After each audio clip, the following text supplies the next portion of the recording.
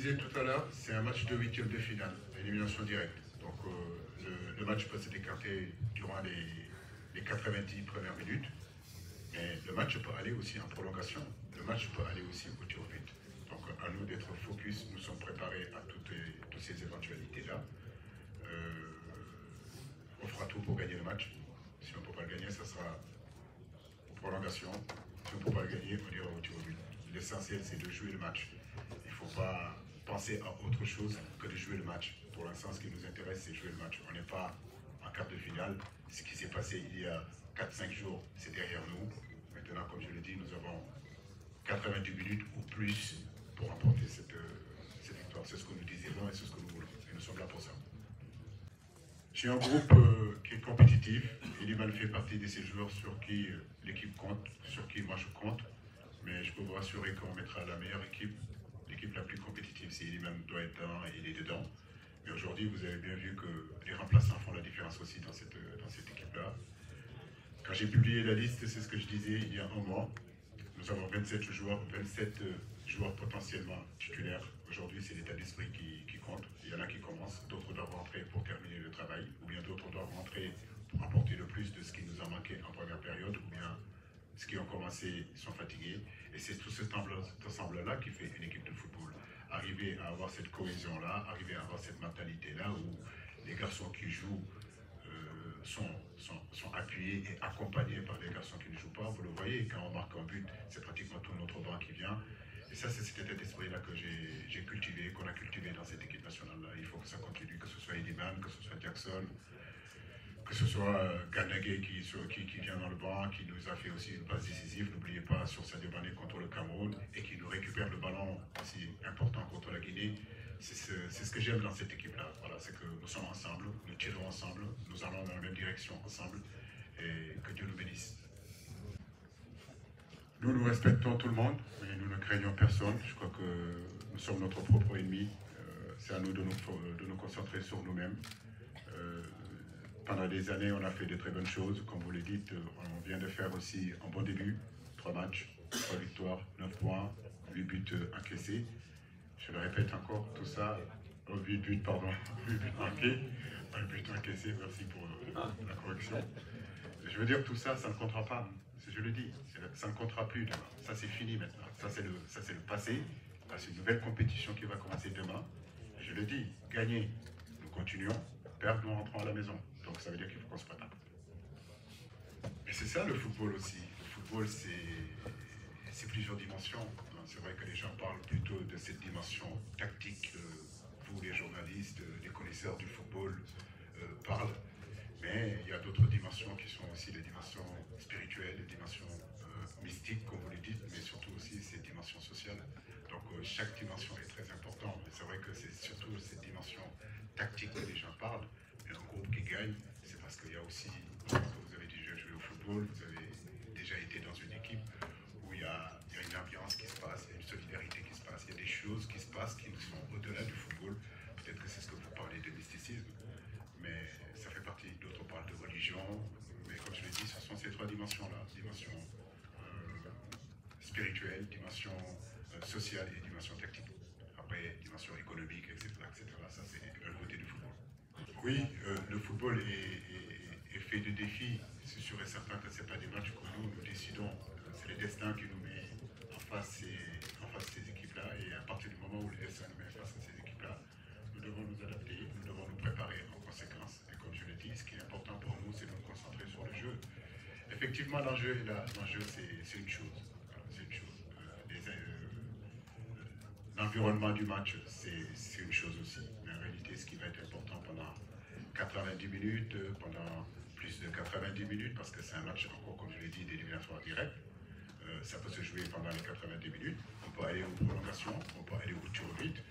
Ce qui est important pour nous, c'est surtout rester vraiment focus sur ce match-là. Après, le reste, on peut rien faire. Est-ce qu'il sera prêt pour le match de demain? Ça, on le saura demain. Après, on le saura, pardon, ce soir, après l'entraînement avec les médecins.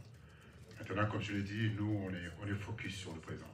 Et comme je l'ai dit, le passé, c'est le passé. On n'est pas là pour parler du passé. 92, 2014, beaucoup de choses se sont passées contre la Côte d'Ivoire. Mais en réalité, encore je le dis, je le répète, demain c'est dans un autre contexte. Demain c'est les huitièmes de finale d'une CAN. On a beau parler que la Côte d'Ivoire est venue gagner la CAN en 92 chez nous, bah, c'est bien.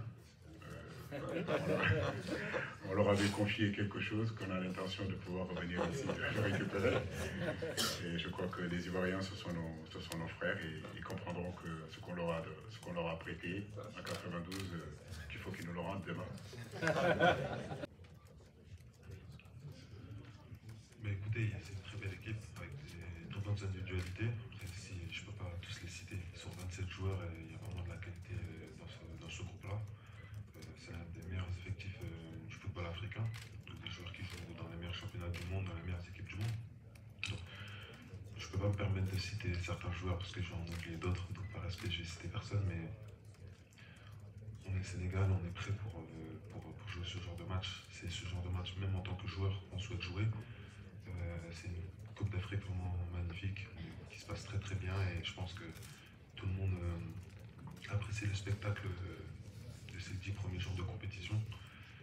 Et voilà, on sait que ces joueurs-là auront à cœur, comme le coach a dit, de montrer autre chose demain face aux champions en titre. Mais non, je ne peux pas citer des joueurs en particulier, mais ils ont un très gros potentiel offensif. Ils ont un milieu de terrain aussi vraiment consistant et des défenseurs aussi qui ont un très gros potentiel et sûrement demandé par de grands joueurs aussi, par de grandes équipes, pardon. Donc voilà, c'est une très belle équipe, on les respecte énormément et voilà. Encore je le dis, les phases de groupe, c'est terminé. C'est un autre match demain. Ce sont les huitièmes de finale, comme je l'ai dit, d'une CAN, un match à élimination directe. Nous, on est passé avec 9 points. Eux, ils sont passés avec 3 points ou 4 points. Mais en réalité, comme je l'ai dit, ça n'a plus d'importance. Je veux dire qu'ils soient passés avec 4 points, qu'on soit passé avec 5 points, ou bien que nous, on passe à 20 points. Aujourd'hui, c'est une nouvelle compétition qui commence. Et cette compétition-là, c'est un match en réalité à élimination directe. La Côte d'Ivoire est parmi les plus gros potentiels du football africain. Ça a toujours été le cas depuis des années et des années. Aujourd'hui encore, dans cette équipe-là, se trouvent de très grands joueurs, de très grands joueurs.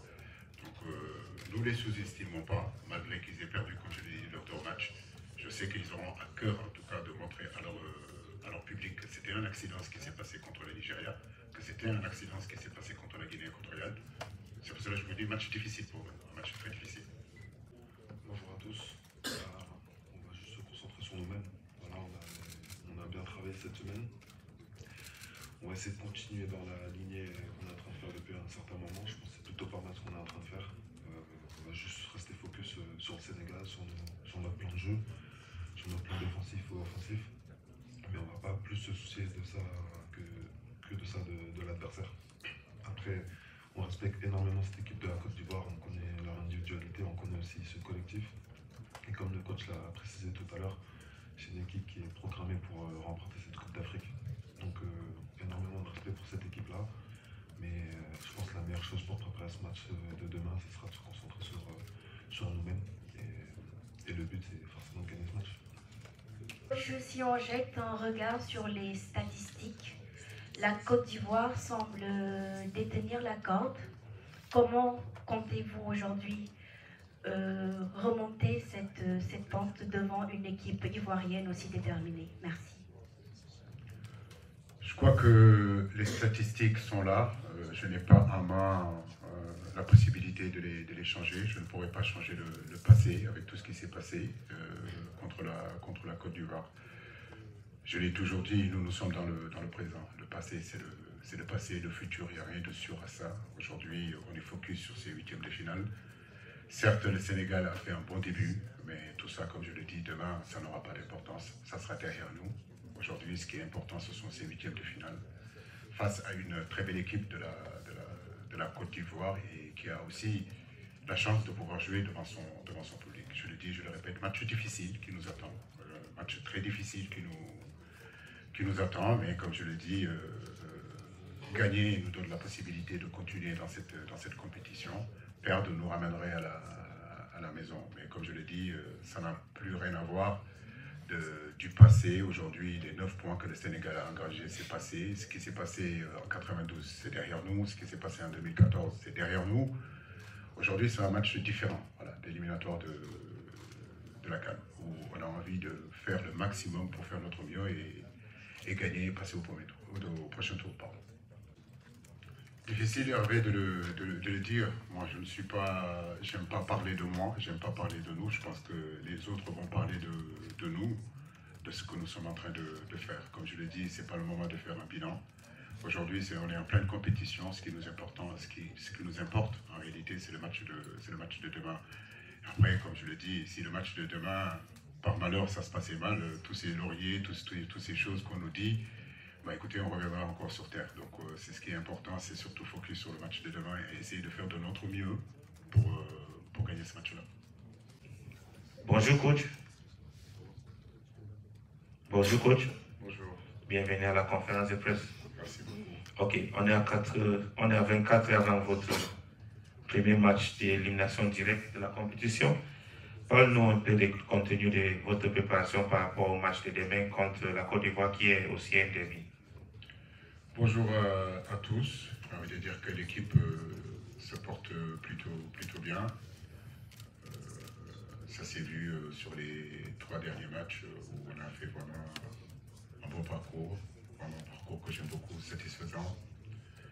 Les blessés, on est en train de les revenir, il y a des retours au niveau de nos blessés. On fera le point en réalité cet après-midi pour savoir vraiment qui est apte, qui n'est pas apte. Mais j'ai envie de dire, dans l'ensemble, ça s'est bien passé. Beaucoup de concentration et travailler quelques détails pour ce match-là, comme vous le dites, très important contre la Côte d'Ivoire. Justement, c'est là où vous vous trompez. C'est cette analyse que la plupart d'entre vous faites du football africain. Parce que vous vous focalisez seulement sur les noms. Parce que vous vous focalisez seulement sur le club où joue le joueur. Mais en Afrique, beaucoup de choses ont changé. Les équipes se préparent.